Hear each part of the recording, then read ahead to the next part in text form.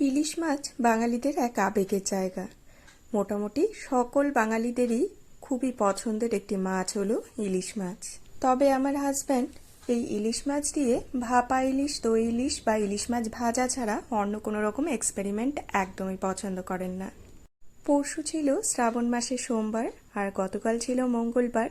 পরপর দুদিন নিরামিষের পর আজ ছিল আমিষের পালা। তাই আজকের লাঞ্চে বানিয়ে নিয়েছিলাম ভাপা ইলিশ, যেটি আমার হাজব্যান্ডের সবচেয়ে বেশি পছন্দের। শুধু ওনার পছন্দের বললে ভুল হবে, কারণ আমারও কিন্তু এই পদটি খেতে ভীষণই ভালো লাগে।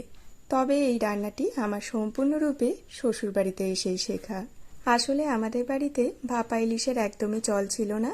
মা বানাতেন সর্ষে ইলিশ, আর সর্ষে ইলিশ বলতে মা কিন্তু ইলিশ মাছটাকে লবণ হলুদ দিয়ে হালকা করে ভেজে তুলে নিয়ে তারপর কালো জিরা কাঁচা লঙ্কা ফোড়ন দিয়ে সর্ষে পোস্ত দিয়ে ইলিশ মাছটিকে বানিয়ে নিতেন। সেই সর্ষে ইলিশও কিন্তু আমার খুব পছন্দের। তবে এখানে এসে যে ভাপা ইলিশ বানানো শিখেছি সেটিও কিন্তু আমার খুব ভালো লেগেছে। গরম ধোয়া ওঠা ভাতের সাথে জাস্ট এই একটা পদ হলেই কিন্তু খাওয়াটা একদম জমে যায়। তা আজকের এই ভাপা ইলিশ বানিয়ে নেওয়ার জন্য প্রথমেই ইলিশ মাছের পিসগুলিকে আমি একটু নুন হলুদ দিয়ে মেখে 5 মিনিটের জন্য রেখে দিয়েছিলাম। 1 চা চামচ সাদা সর্ষে, 1/2 চা চামচ কালো সর্ষে এবং 1 চা চামচ পোস্ত, সেই সাথে স্বাদ মতো কাঁচা লঙ্কা দিয়ে একটা পেস্ট বানিয়ে নিয়েছিলাম। সেই পেস্টটিকেই নুন হলুদ দিয়ে মেখে রাখা মাছটিকে কিছুক্ষণ ম্যারিনেট করে রাখার পর তার মধ্যে অ্যাড করে দিলাম। মশলার বাটির গায়ে যে অল্প কিছু মশলা লেগেছিল তাতে 3 টেবিল চামচ জল অ্যাড করে সেই জলও এর মধ্যে অ্যাড করে দিয়েছি।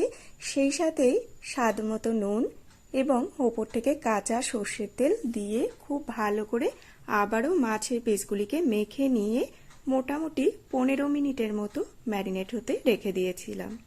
15 মিনিট পর ওপর থেকে আরও 1 টেবিল চামচ কাঁচা সর্ষের তেল এবং 4 থেকে 5টি চেরা কাঁচা লঙ্কা ওপর থেকে অ্যাড করে টিফিন বাটির ঢাকনা বন্ধ করে ফুটন্ত গরম জলের পাত্রের মধ্যে টিফিন বাটিটিকে বসিয়ে দিলাম। আর আমি এখানে যে পাত্রে ইলিশ মাছটিকে স্টিমে বসাবো সেই পাত্রেই কিন্তু সম্পূর্ণ কাজটিকে সেরে নিয়েছি। গ্যাসের ফ্লেম হাইতে রেখে মোটামুটি 20 থেকে 25 মিনিট সময় নিয়ে মাছটিকে স্টিম করে নিয়েছি।